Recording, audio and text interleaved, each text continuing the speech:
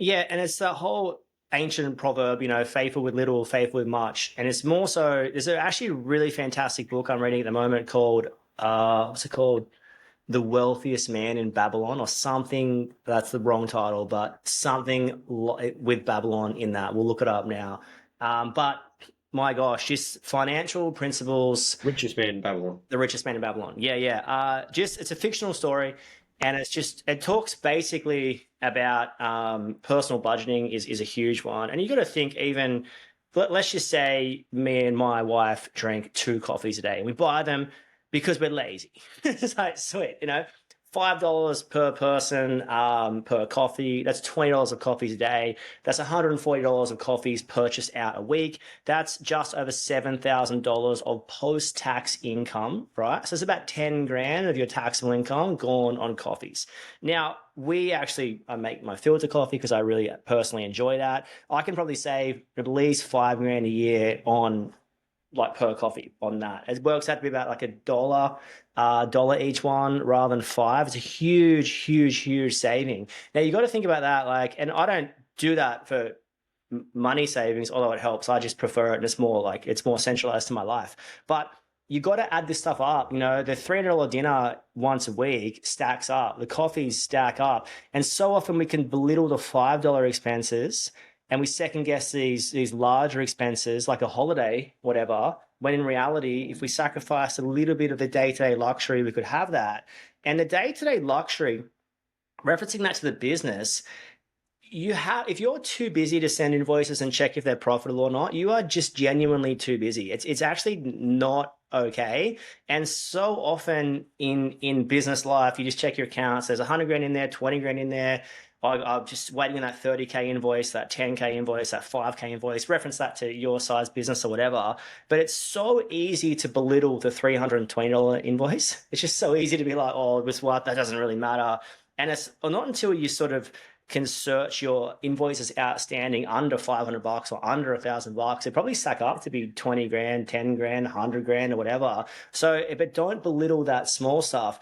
And a lot of times the pricing structure you're applying to the small is the pricing structure you're applying to the large. And I dare say that everyone's got their sort of their niche, I would say. Everyone's got the jobs they can quote really, really, really well and make money on. And I'd say for most people, that is probably like a $2,000 to $10,000 job. So it's like a rewire. It is something you're in and out within a week. You can lump, it's 5 days for 2 people at this materials, bang, with a margin, bang. And a lot of people get the under $1,000 jobs wrong, I would say. And lots of people get over $10,000 wrong. And I would dare say this. I know if you need to pay an estimator to help you quote a job, and it's not just because, I think if you can't handle the job, if you know how to run the job, you shouldn't be quoting the job. I'm going to go out and fully out on a limb and just say that. If you need a little bit of help, yes, sweet. And we do help with people quoting all the time in that. But if it's way outside your league to put a price against, you need to put a loose price against. I feel like, I think we'll get into this in like down the track in that sort of 5 and 6 figure jobs, but this is a 3 and 4 figure job conversation. But like, I just dare say, if you can't put a loose labor and materials estimation against your price, you don't know what you're doing. And that's okay.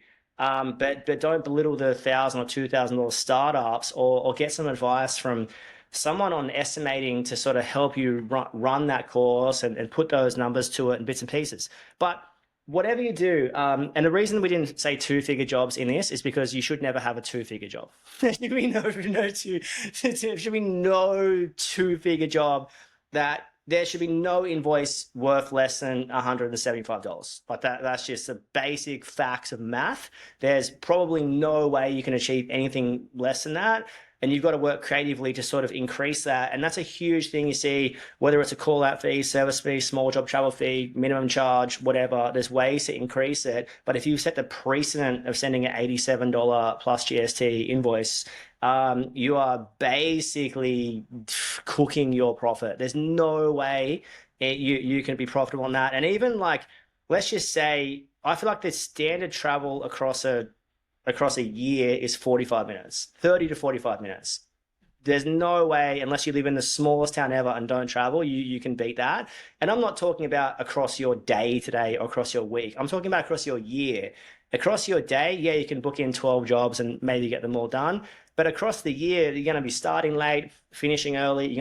Someone's not going to have access. Someone's going to have forgotten about you. You're going to not have materials. There's going to be callbacks. There's so many small things that make a huge difference.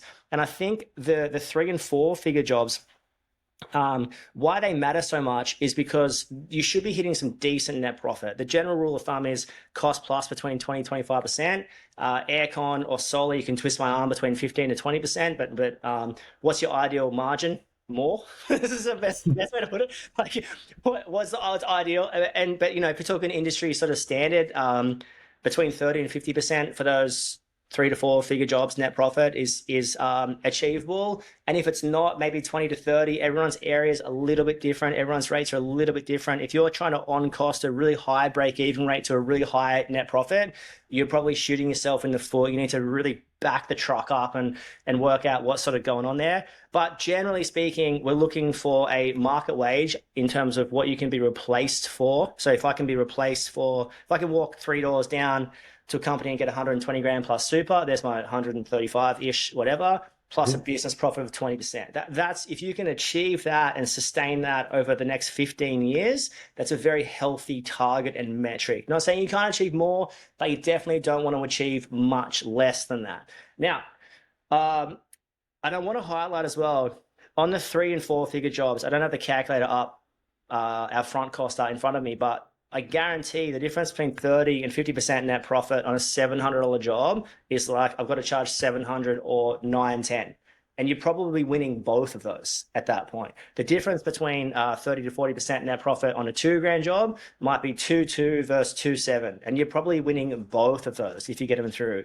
The ability to pivot and chop and change and fall back and push forward and work out where your cushion is, you need to know that back to front so you can work out what you can and can't do. And front costing is awesome. And if I ever see, I see this so much, I want to do like a rant on this, but the coaching companies that say never underprice a job again is so cooked. Like that's the dumbest thing I've ever heard in my whole life. Like, because you can price a job correctly and then mishandle it.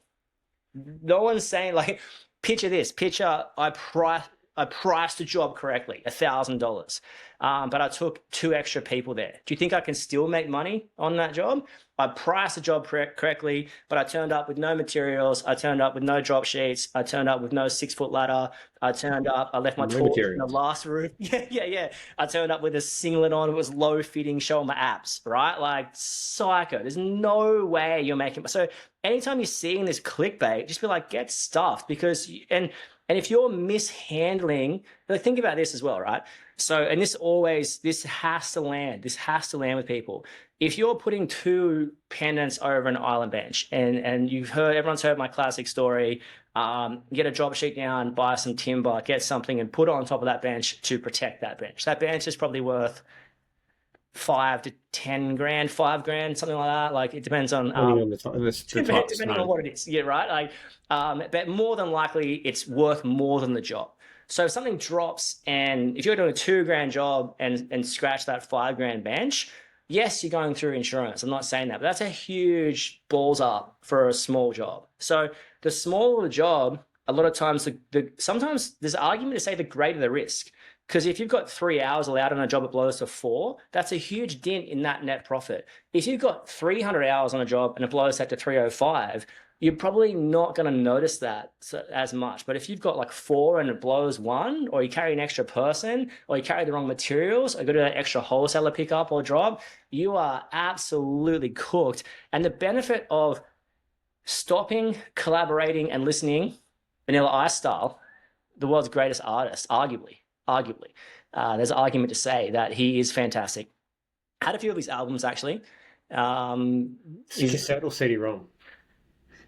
I'm pretty sure that was cassette. It'd have to be cassette. Well, no, I don't know when CD got invented, but what a time to be alive. But anyway, so, like, it's amazing when you are looking at your jobs and being like, that one didn't go well. That one didn't go well. That one was priced well. I didn't handle it well. That one was priced exceptionally well. I didn't handle it well. That one had a callback. This one, we didn't have the right materials. Like everything you want to know is actually in front of you from your numbers if you would stop, collaborate, and listen to them.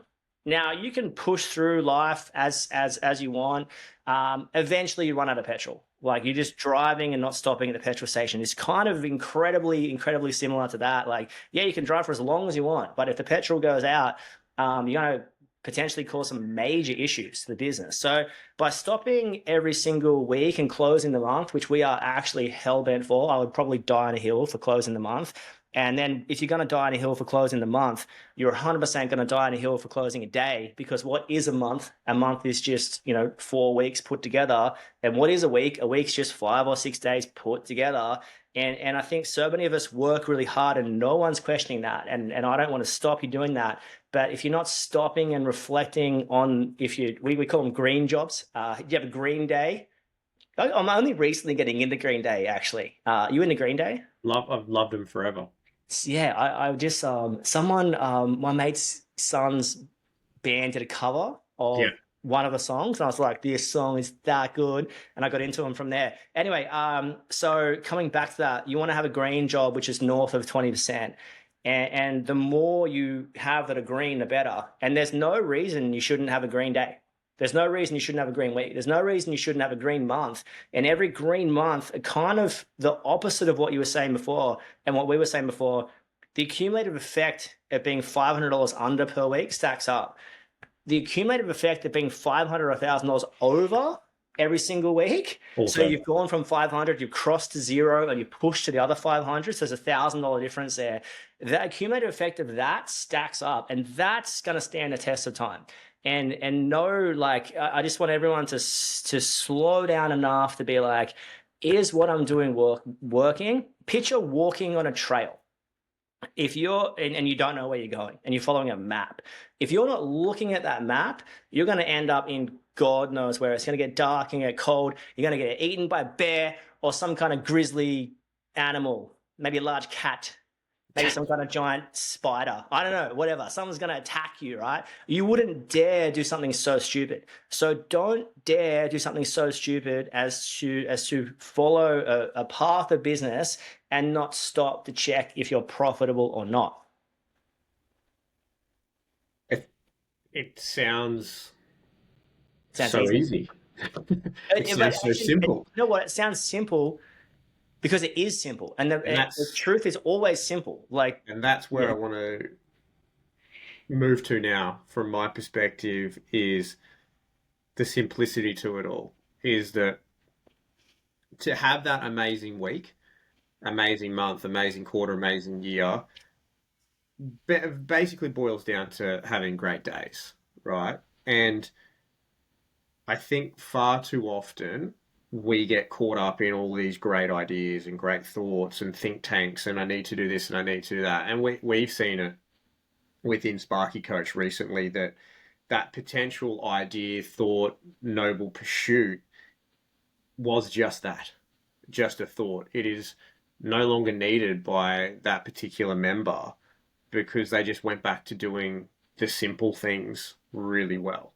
And what they thought would have fixed up some issues or bits and pieces that were having in their business, they've gone back to doing the basics, the simples, the repetitives really, really well. And it's like, I don't need to do that. And I want to sort of just touch on or finish around it in that if you're doing things really well each week and each day, that cumulative effect will naturally occur. So I think Crowley's touched on it before, definitely around like the gym. Like, so if you go to the gym 3 days a week or 4 days a week, we go for a run, insert exercise here, the net gain is felt 6, 12, 18, 24 months down the track. It's through the consistency through it all.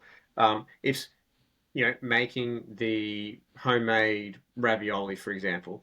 I'm going to probably put it out there that the first time you have a crack at making it, it's probably meh.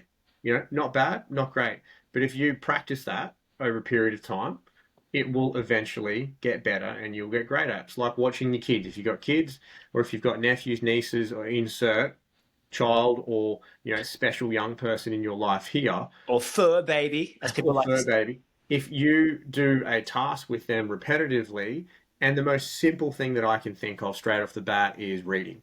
When you would read with them when they were quite young, it's just pictures and pointing.